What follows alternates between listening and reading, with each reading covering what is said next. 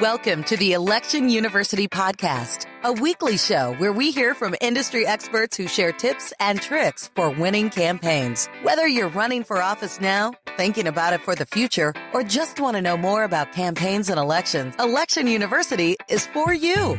With Election University, click, learn, win. And now your host, Jason Bennett and Rainey Cohen. Hello, everyone. Hi. Rainey, how are you doing today? I'm fantastic today. Excellent. How are you? I am doing well. Listeners, thank you for joining us for another episode of Election University Podcast. We've got a serious topic to discuss today. We do. Rainey, why don't you lead us off?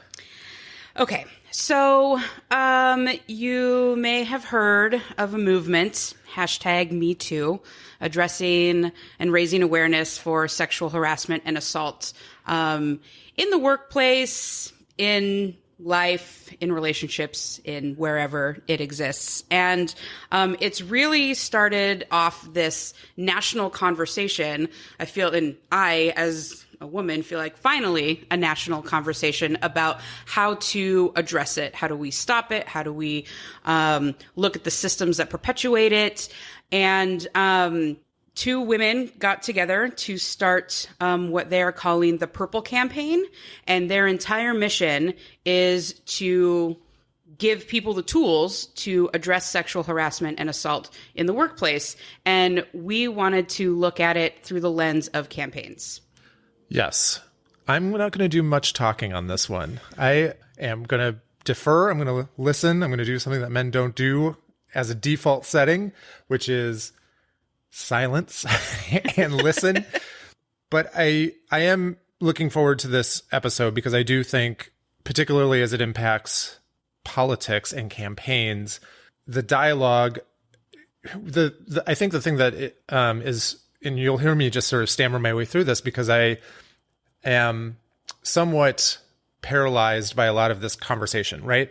I suffer from a lot of white liberal guilt. Mm-hmm. I also suffer from a deep-seated need to feel and appear woke on these issues, mm-hmm. and almost paralyzing fear of saying the wrong thing at times. So when I'm ever in that mode, I just want to sit back and listen and hear people and try to empathize and figure out ways that we can move forward constructively. I think that is what you and I are trying to achieve today. One, mm-hmm. Can we set a standard on campaigns and in politics of behavior? Because I don't think that there is a standard currently. And can we give campaigns tools by which they can, protect women and protect folks from being sexually assaulted or sexually harassed on campaigns? So I'm not going to say much more than that on this. I will ask questions along the way, but largely I don't really think this is my space, and I want folks to feel that I'm an ally participant. Right. Well, and I want to throw out there that it's not just my space either. I at first want to acknowledge that this is an issue that often gets talked about as something that cis men do to cis women. And while that is sure largely the case, I want to come out and acknowledge that women are not the only people who experience sexual harassment and assault. It happens to men too. It happens to trans men and women. It happens all across the spectrum. And we're going to have a dialogue about it. Yes, we are going to have a dialogue about it. For the first time, we put out on social media that we were going to be doing this interview a couple of days before we are here and recording it, for the purpose of collecting questions from the audience. And we had a few responses, but what was interesting about that is that no one felt comfortable commenting publicly. Like it looks on Facebook like no one answered the question, but Jason, you said you got several responses privately. I did, and many of them were of the same theme. There were several questions around definitions. What is mm-hmm. sexual harassment? How to identify it? There were questions around sexual misconduct that may not just be boss and subordinate types of relationships, but between volunteers and donors and vendors mm-hmm.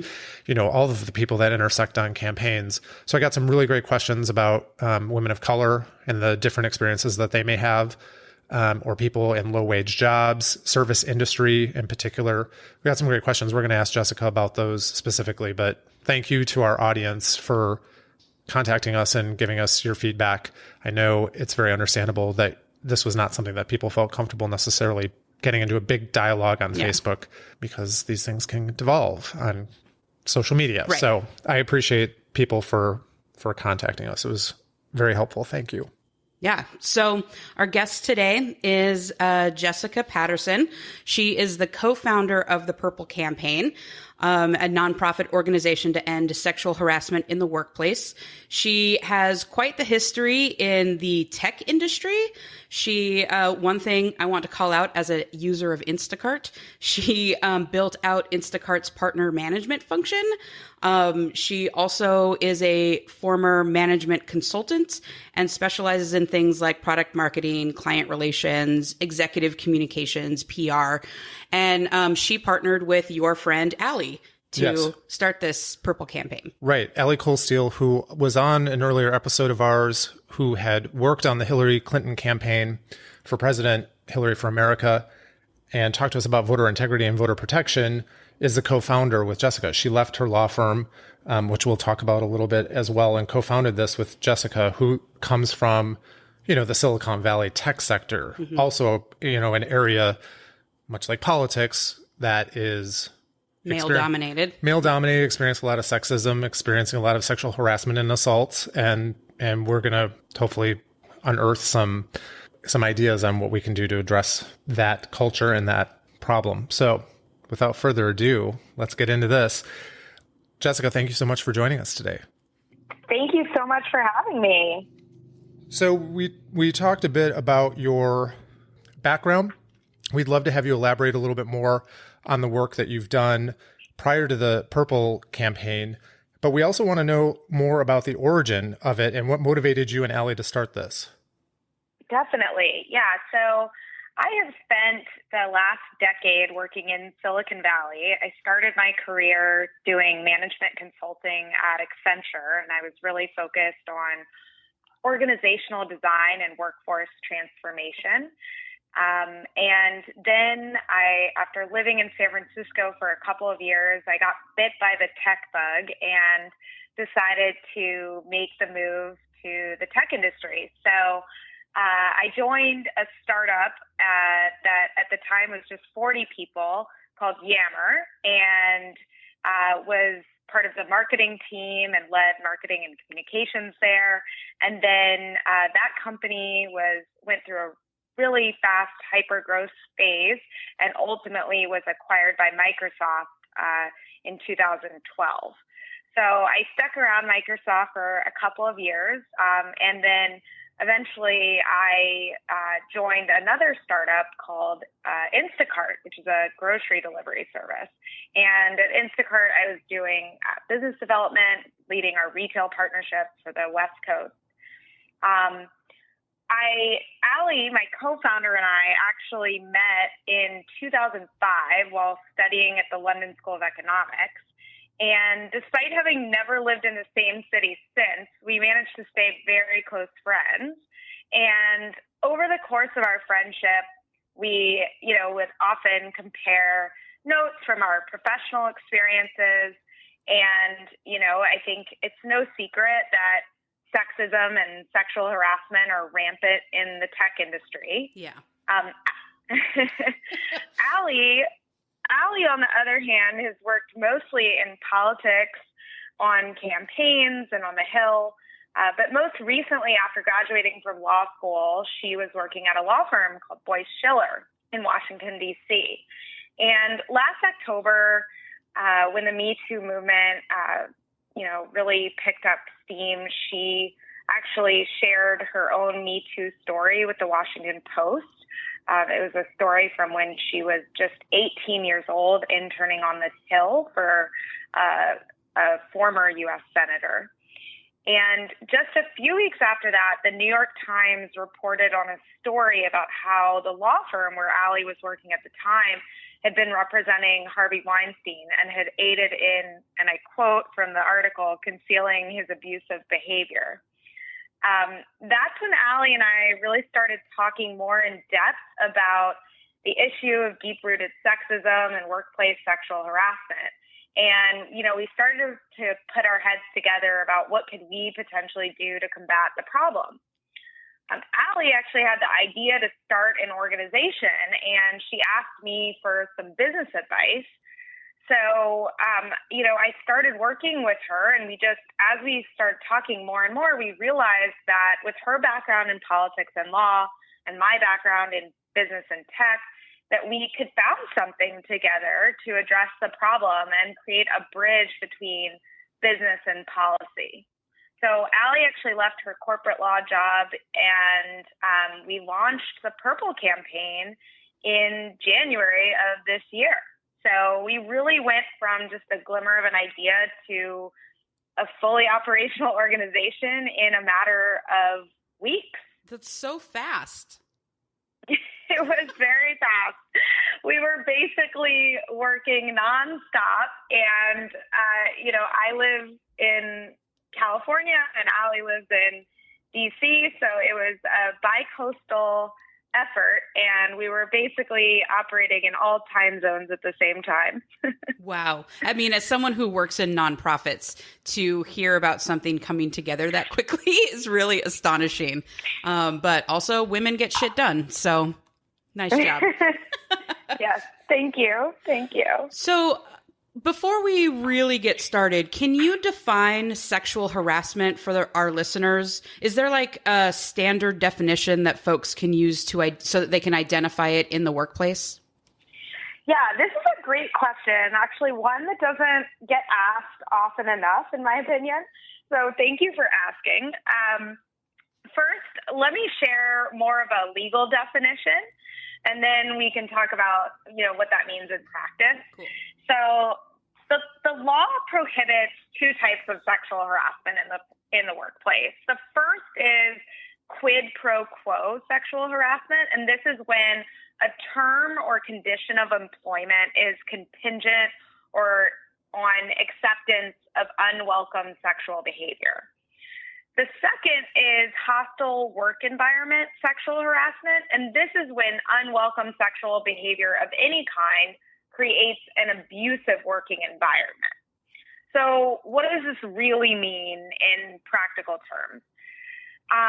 These are things like requests for sexual favors, especially if used as a condition of employment or career advancement. It's also unwelcome sexual advances, either about sex or directed at you because of your sex. It's inappropriate touching or gestures, inappropriate sexual jokes, stories, or crude remarks.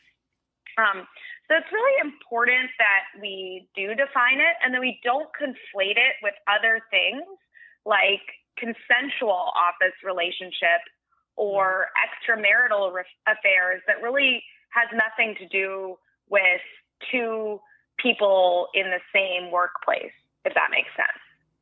Yeah. And that sounds familiar, right? I think many of us have been in the workplace and watched the sexual harassment video that is mandated that you watch every 2 years or something. And you have a conversation about it for 1 hour and then everybody forgets about it and goes about their day. Right. Yes. Those trainings are, not the most effective. And yeah. So, at the Purple campaign, one of the things that we're really focused on is education, and really helping people understand this issue, defining it for them, and understanding the complexity around it. And so, we're really focused on educating different groups of people, for example, business leaders, lawmakers, workers, different, constituents, to make sure everybody is really well educated about the issue. Well, and that leads me to my next question. How is it that you go about this kind of education? And in particular, how are those lawmaker conversations going? Yeah, great question. So our education efforts really span a couple of different components. So first is raising public awareness and providing information to the general public about this issue. So one of the ways that we are doing this is really through social media and through our Purple Campaign, Facebook, Twitter, and Instagram accounts. We are pumping out content for people that is very educational. So, for example, last month was Black History Month, and this month is Women's History Month. So we've been running social media campaigns to highlight women of color and other women who have contributed to the civil rights and women's movements. There's just so many incredible female figures who have helped drive progress. And these are the women who inspire Allie and me, and we want to celebrate them. Secondly, another thing that we did recently in January for the State of the Union, we organized an action campaign that encouraged the public to ask their representatives to take an action such as wearing black to the State of the Union in order to raise awareness. And we saw a lot of people do that. We did, yeah. It was really exciting, I think, to see there were a number of members who either brought guests, people that have been activists on this issue or victims of sexual harassment as their guests to the State of the Union, people that, wore black. And so it was very, very exciting to see that momentum. And so those are the kinds of campaigns that we're planning to continue to organize. But I also want to talk about some of our other educational efforts that are targeted at leaders and employers. So we're building partnerships with a wide variety of industry leaders to help them enact better workplace policies. So far, we've met with leaders in Fortune 500 companies, in Congress, state legislatures, in city halls, and at labor unions. And we're always looking to build more partnerships. So if anyone listening is an employer and would be interested in working with us, I would like to put in a plug for that and ask that you email us at info@purplecampaign.org. Nice. Yeah, so we're very excited about that. And then lastly, we also are focused on educating employees about this issue. As you pointed out, the sort of state-mandated sexual harassment training is oftentimes not very effective. But we do believe that there's, other formats for training and educating employees that could be more effective. And so, what this really means is we're putting together materials like the ones that you guys actually have on your website that we're, I think, going to talk a little bit more about. And we also plan to conduct trainings with employees through our corporate partners in the future. And this is really important, is we're going to provide action kits for people to actually be able to start a conversation in their own workplace. So we believe a lot in empowering regular employees to have these conversations in their own communities and workplaces. You also asked how the conversations with lawmakers has been going. So I want to address that. The response to our launch has been, overwhelmingly positive. We're so encouraged to see that so many lawmakers in cities, states, and in Congress are ready to act to address this issue. We've received endorsements from dozens of members of Congress and state lawmakers who are ready to work with us to create public policy change. And one example of this is in January, the House of Representatives actually passed the Congressional Accountability Act to improve Congress's own rules for handling sexual harassment complaints. This bill was actually introduced and passed after the Washington Post article in which Allie shared her own Me Too story. So kind of an interesting tie-in there. But, we've applauded Senator Grassley's efforts to get the Senate version moving forward. And in the meantime, we are working with the House on implementation of their bill. And just today, in fact, we participated in a bipartisan roundtable with members of the House Committee on Administration to provide input on the regulations they are drafting to implement that bill. So there are so many other examples of how we're engaging with our elected officials. And I'll leave you with just one other one, which is kind of a fun one from International Women's Day, just about a week or so ago in March. Senator Warner and his staff actually wore purple on International Women's Day to help raise awareness for the Me Too movement. So that was really fun to see. Very cool. Can you talk about the significance of purple? Yes.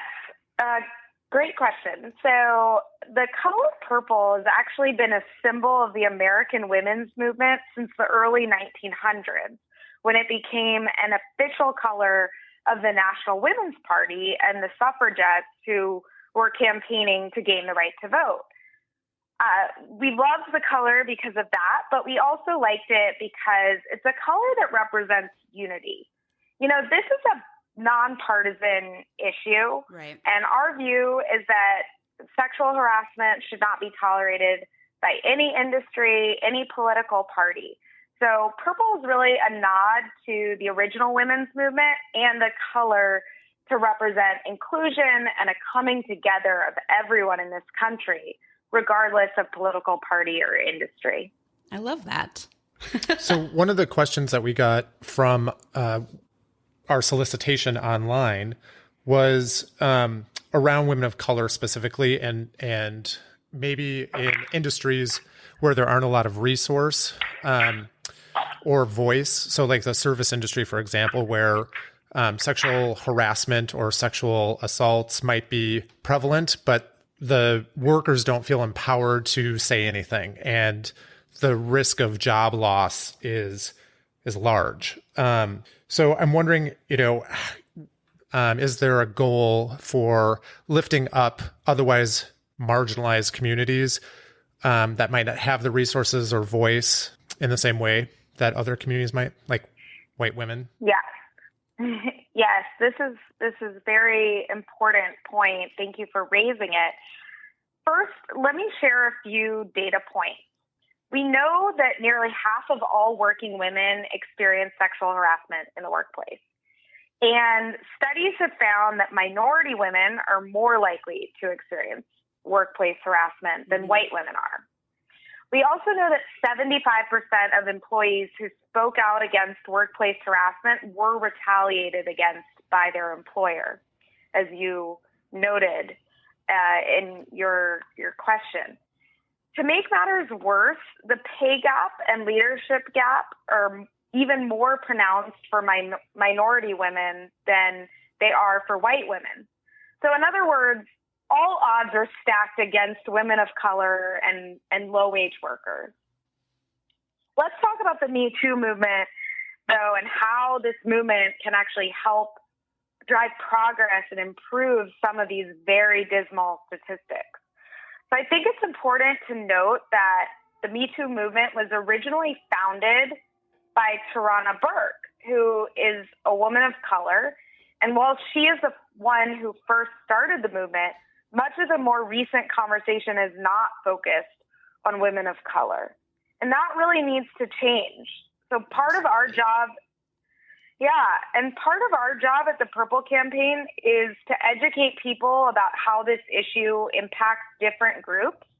That means Black women. That means immigrant women. That means women in different industries, low-wage workers.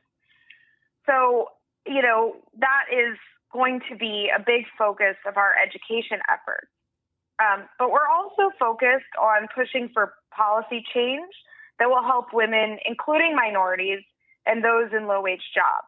Right now, these women are not reporting because, as you pointed out, the fear of retaliation is just so high. And they're also not going to get relief by going to the press with their stories in the same way that, a Hollywood actor or a news anchor might, because their bosses are not famous. So there's not as much of a press hook there. So that's really where the Purple campaign comes in with respect to policy change, because we really believe that what's going to put all women on an equal, playing field is with the right policy change. And that will force employers to make sure that all employees are protected in order to ensure workplaces are harassment free for everyone. So there's so much work to be done here, but I do believe that this movement and, with the right policy change can create positive progress and change for all women, including minorities. So we've talked a lot about policy change. You're meeting with Fortune 500 business leaders and people who are all at the top of the chain, who are either making laws or making rules for their companies. But I feel like some of those systems have been in place for a very long time, and yet here we still are. And I know that for me, sexual harassment in the workplace is something that for a really long time, I didn't really realize was happening because it was so pervasive and it was just the way of life.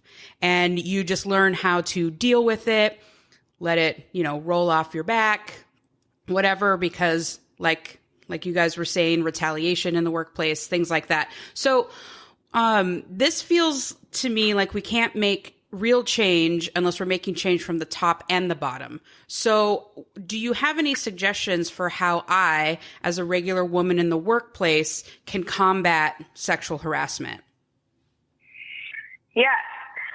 I think thanks to the millions of courageous women who have shared their stories as part of the Me Too movement on social media and, in the press, there is now a national dialogue happening that has raised so much awareness for this issue, which is great.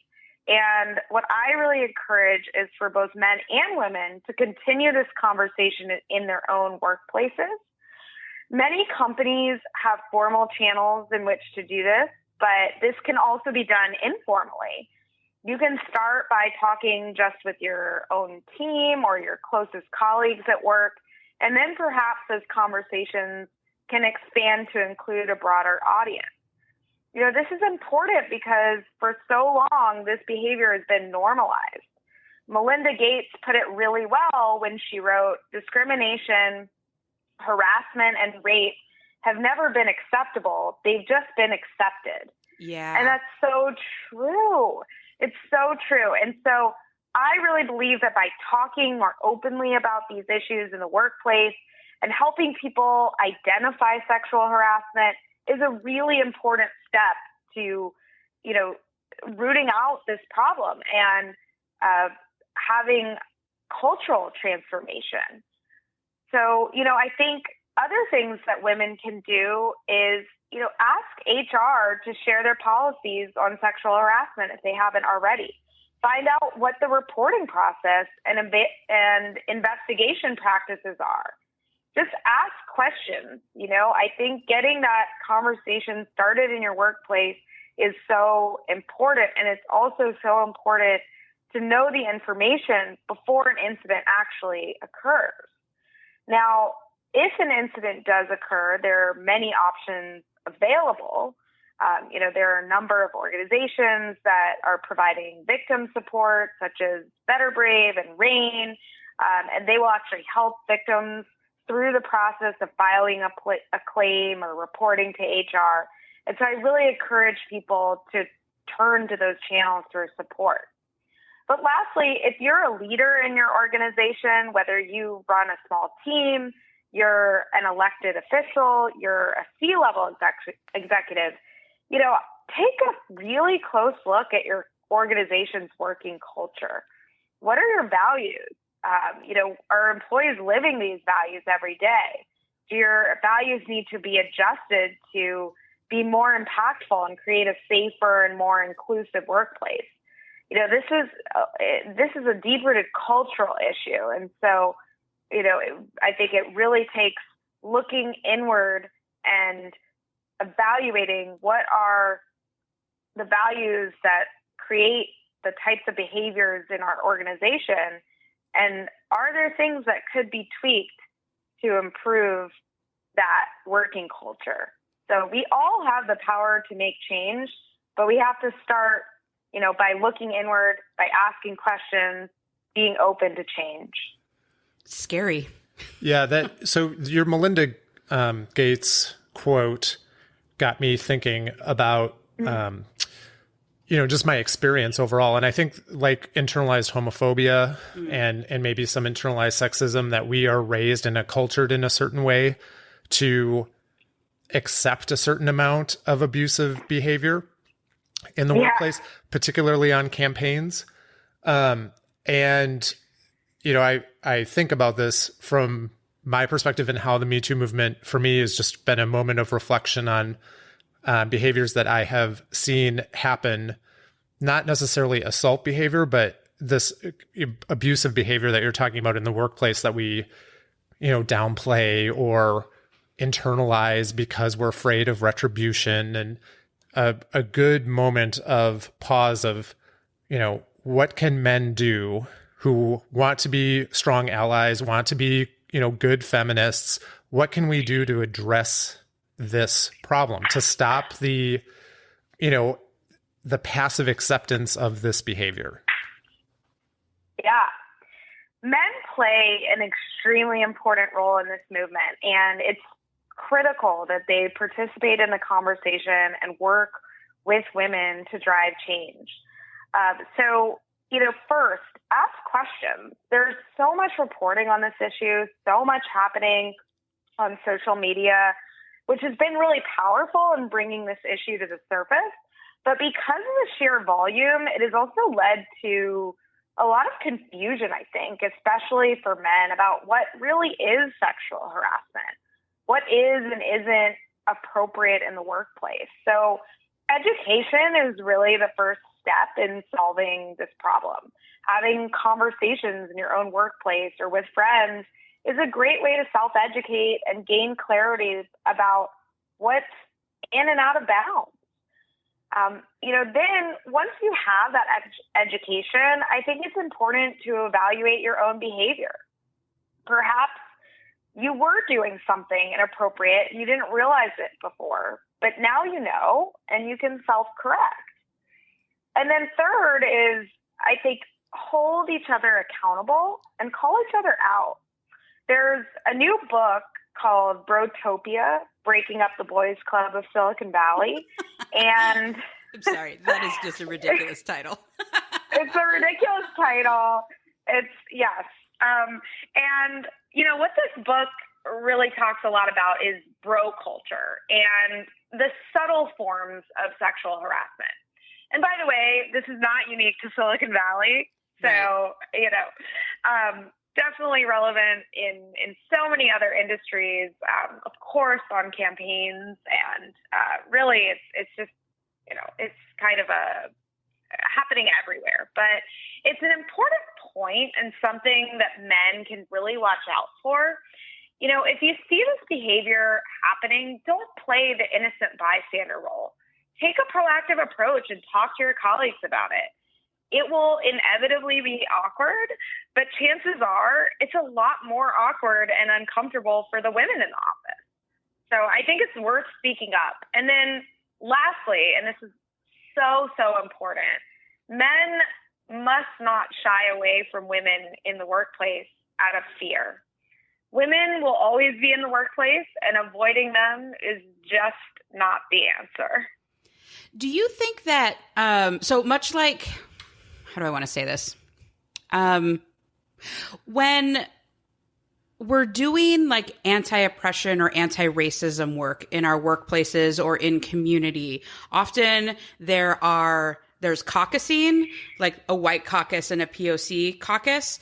And I'm wondering, do you think that, this sounds silly, but like a men's caucus could be helpful for men calling out each other's behavior or figuring out how to deal with their own sexual harassment behaviors that they are not aware that they have? Men's caucus is called Congress. caucus. They already have a caucus. It's called something elected office. More intentional, right? Maybe like a feminist allies caucus or something like that. Sure. Yeah, I mean, I think that there's so many different ways that I think this issue can be addressed. And, I think what I was really talking about is, sort of just policing your own workplace. And it doesn't need to be in a really formal or aggressive manner, but it's like, if you see something, if a guy in your workplace says something that, just doesn't sit right with you, it's like, pull him aside, take him to coffee and just be like, hey, when you said that thing, like, I think it could come across the wrong way and make some people feel uncomfortable. Like, let's not do that going forward. And so that's really what I mean by calling each other out and kind of creating a culture of self-policing. So let's flip towards like politics and campaigns. Do you see sexual harassment playing out in campaigns specifically? And if so, what do you think that a candidate or a staff person can do to shield themselves or call it out or interrupt the behavior? Anything additional? Like, is this workplace different than like an office work culture? I don't think so. I think that a campaign is really no different from any other workplace. And so, I think that in terms of how campaigns are run and what candidates and staff people can do, it should be treated just like you would treat, at a company, for example. I think campaigns should have policies in place, and staff members should be informed of those policies and what to do in the event that an issue does arise. Candidates and their staff must be held accountable, just like they should be in any other workplace. And then in terms of how this issue is going to play out in some of our upcoming elections, I think that we've already seen that this issue can impact campaigns. In 2017 in the Alabama Senate race, in the wake of sexual misconduct allegations against Republican candidate Roy Moore, Alabama elected Doug Jones, marking the first time in 25 years that the state elected a Democrat to the U.S. Senate. And so our belief is that these issues will continue to play a role in our upcoming elections. And part of what the work we're doing at the Purple campaign is to help, candidates who are on the right side of this issue get elected. One thing that we haven't talked about yet, and I think we can't have this conversation without specifically addressing power dynamics, and I think politics is definitely a place where this plays a role, where, mostly male candidates are elected or are serving an elected office and have very powerful positions. And maybe they hire female staff who are trying to get a foot in the door and maybe tolerate more harassment or abuse than they would in a different kind of workplace. And I think one of the things that I struggle with is that harassment and assault is often perpetrated by someone who has organizational power over you. And I think that we can talk about these tactics all we want, but there's still that like fear of calling out a supervisor or calling out an elected official or calling out someone more powerful than you. Can we just circle back to like, what do we tell the women and others who are trying to call out someone more powerful than them? Yeah.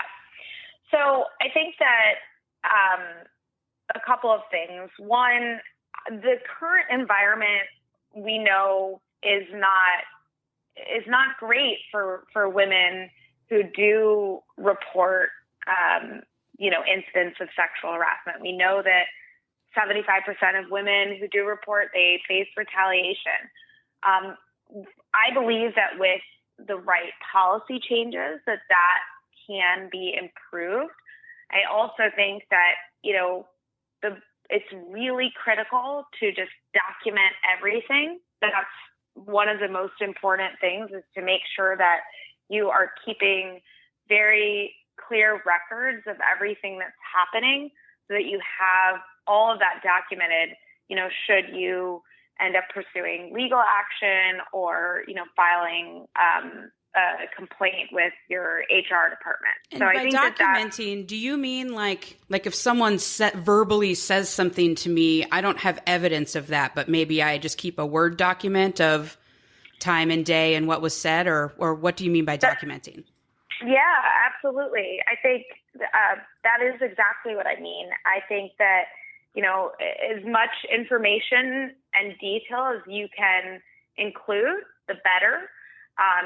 If there were any witnesses, people that were around to observe this behavior, it's important to note that.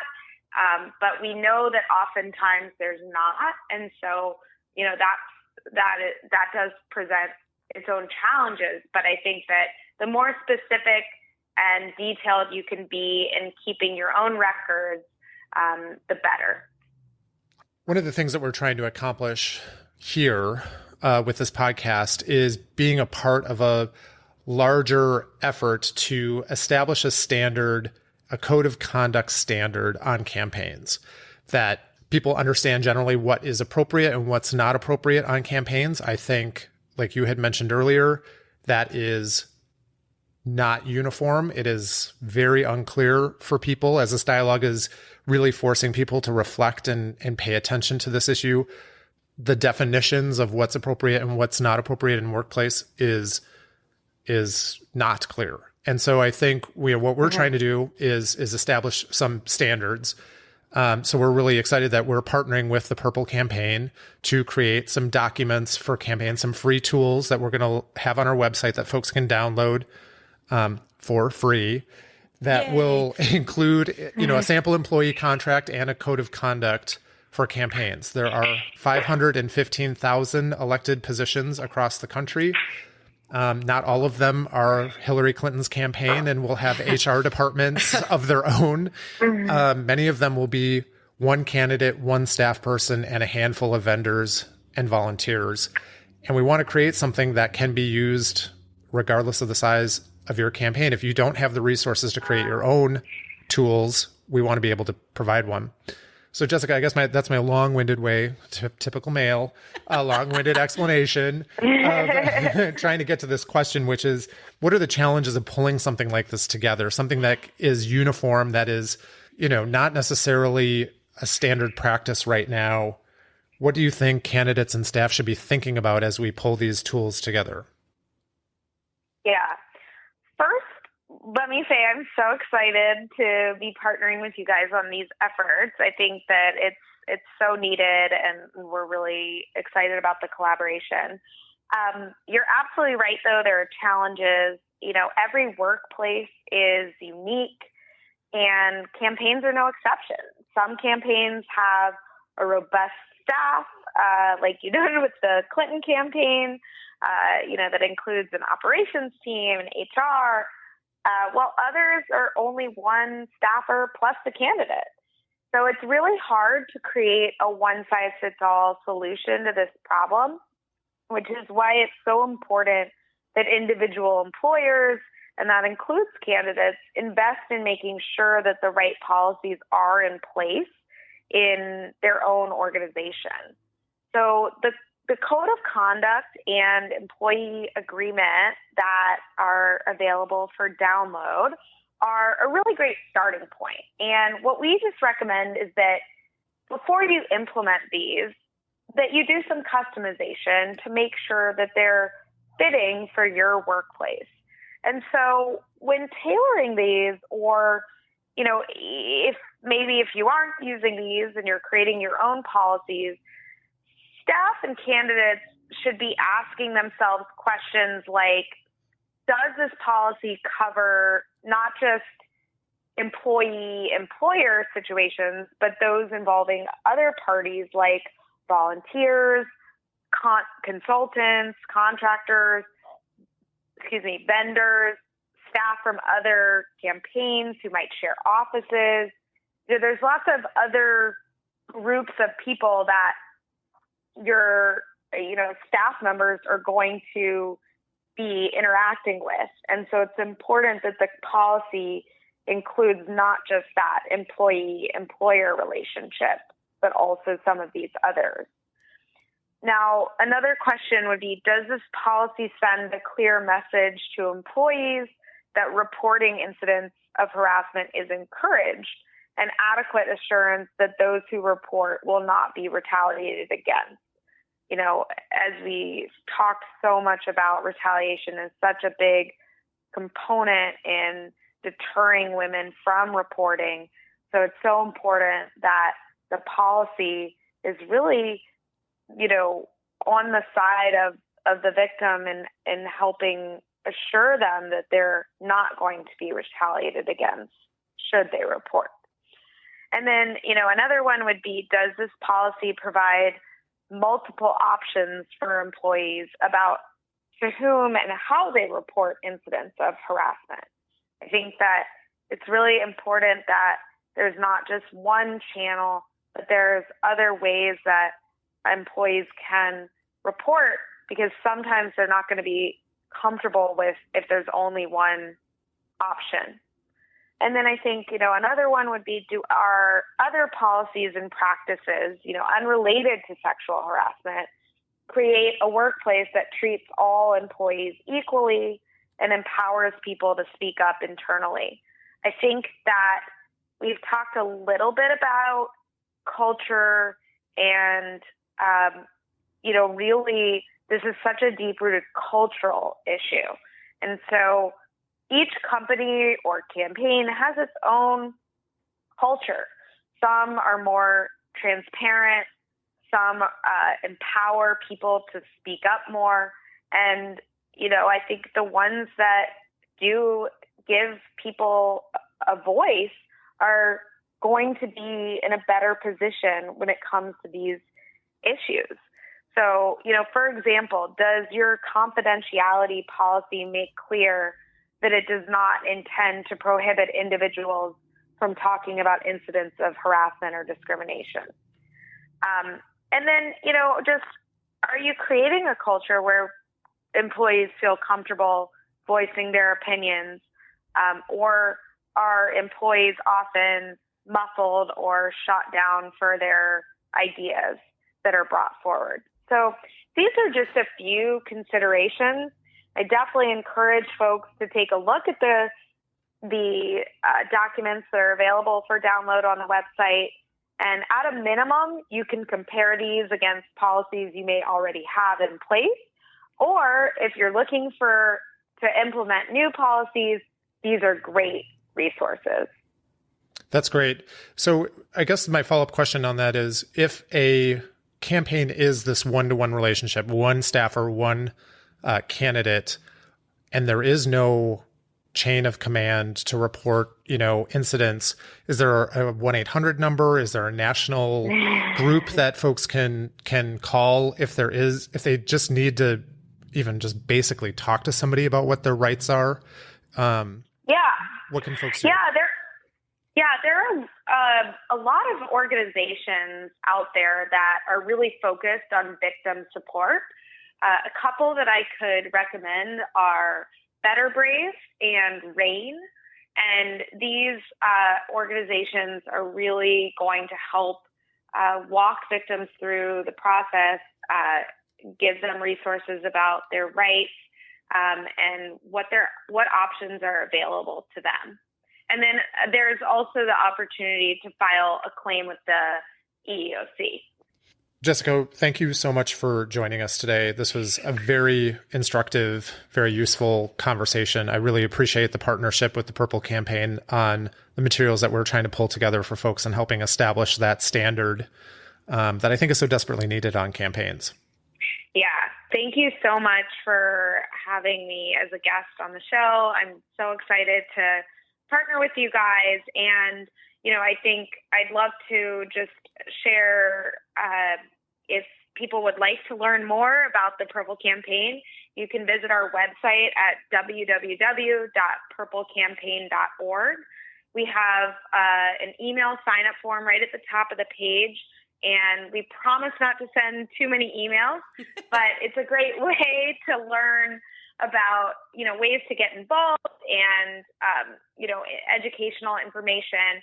And then I think our social media pages are really great. We're on Facebook, Twitter, and Instagram, and you can find educational content. We'll keep you up to date on news, public policy, ways you can get involved, and progress related to the Me Too movement. So definitely follow us. And then, in terms of other ways that you can get involved today, I think first, if you can, please consider making a donation to the Purple Campaign. No donation is too small. Please put your money where your mouth is, and it will really help us continue the fight to eliminate sexual harassment. So we have a special opportunity right now called Founders Circle, and this is for founding donors who give by March 31st. So please make sure to visit purplecampaign.org/founders to learn more about that program. And then lastly, we are building out 3 councils of experts to provide input on corporate and public policy. So there's going to be a Business and Tech Council, a Labor and Workers Council, a Law and Policy Council. So if anyone is interested or knows someone who might be a good fit to serve on one of these councils, you can actually submit a nomination on our website at purplecampaign.org/education. Again, thank you so much for having me on the show, and I hope all of your listeners will take a moment to visit our website. Thank you so much. We really appreciate this. We will include all of those links and information in our show notes for our listeners as well. Jessica, thank you so much. Thank you, Jessica. Thank you, Rainey and Jason. Have a good one. Thanks again to Jessica Patterson for joining us on another episode of Election University Podcast. Rainey, what'd you think? I think that was a really good conversation. It's not an easy one to have. I'm feeling a little drained and a little triggered. Yes. But it's an important one to have. And it's not one that I ever thought I would have the opportunity to help host. So I appreciate that we took the time to talk about this topic.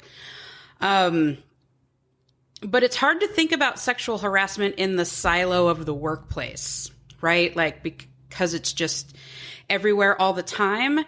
And, a thing that I have lived and experienced is that people will turn it off when they walk through the doors of the office and then turn it right back on out at happy hour or somewhere else. Right. And, so there's just so much work to do. There's so much work to do. And I think that, the Purple Campaign is a fantastic start. And that the conversations need to keep going, and we have to make some change. Yeah. And in 3 short months, look at all the work they've already been doing. Yeah.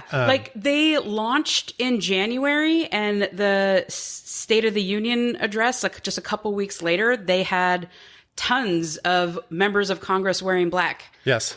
Which was like an incredible organizing, just talk about some field work. Yeah. Some field organizing there. It's so true. And I've been following them on social media, and they are everywhere. I mean, Jessica and Allie are on TV and speaking with leaders. It's quite moving to watch just something that just started 3 months ago turn into something so huge. So I'm really honored that they're willing to partner with us on this and try to blaze a trail and get some help out there, because I do think there are certain industries. I mean, I read this report a while ago, and I'm probably not going to do it justice here, but that certain professions that are high stress. So firefighters, cops, campaigns, doctors, anything where there's a high level of stress in a condensed area, there's a higher level of infidelity, sexual harassment, sexual assaults, abusive behavior, hostile workplace environments. And a lot of it derives, I think, from the power dynamics, but it's this sort of culture of where the way we deal with stress is to be inappropriate. We, blur the lines of appropriateness because that's our way of dealing with the stress. And it's almost a sort of like tacit approval of bad behavior on a certain level. And I think this is just a very important moment, particularly for men, to reflect on that behavior and do better. Yeah. I really want to dive deeper into the power dynamic part of this, because there's just so much fear there. And I didn't think that I was going to share this, but I'm going to. When I was 19, I was assaulted by my supervisor when we were on an out of town work trip. And I quit that job because he bullied me into being too afraid to say anything to anyone. And so I left the job instead. And I still see that guy around town, and it's triggering every time. And I live with a guilt that I didn't speak up, that I was too afraid to speak up, and who knows who else he has done that to. And so I think that it's great to make policies and it's great to tell people to have conversations, but we really need to name that this is scary, and that there are real consequences, and that sometimes the safest thing that you can do is quit and go get a new job. Right. And probably because many people don't feel like they have any other recourse. Right. Yeah. So, yeah. That got real. Sorry. It did. No, don't apologize for it. It's just as painful to have to hear it. And I think, the call to action for anybody out there is like, now is the time to act, right? It's not time to be paralyzed. It's time to make change. It's just so like, where do you start? But I think this was a good... Purple Campaign is a good start. Purple Campaign is a great start. And hopefully we'll, provide some basic tools for folks that we can build on and do more. Yeah. Because I don't know that just having some download forms is going to be transformative, and we want to build on it.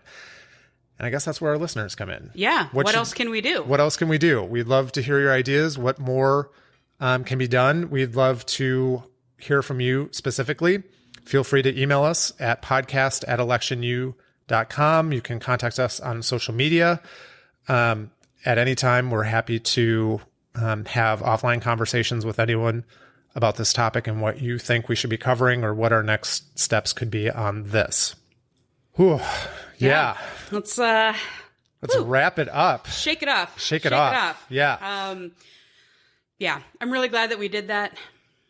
I'm really glad that you shared your story. I'm sorry you had to go through that. I think you're an amazing human being, and I applaud your courage all the time. So thank you for being my co-host. I know you hate that when I call it out, but thank you for doing this with me, and let's keep trucking.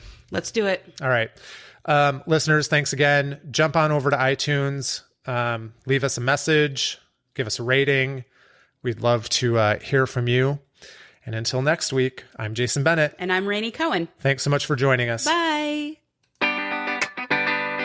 Thank you for listening. This week's episode has ended, but the campaign fun doesn't have to. Head on over to www.electionu.com, where you can access all of the links mentioned in today's episode, as well as the show notes. There you can also sign up for regular announcements or register for our campaign school. It's your very own online personal trainer for winning campaigns. www.electionu.com. Click, learn, win.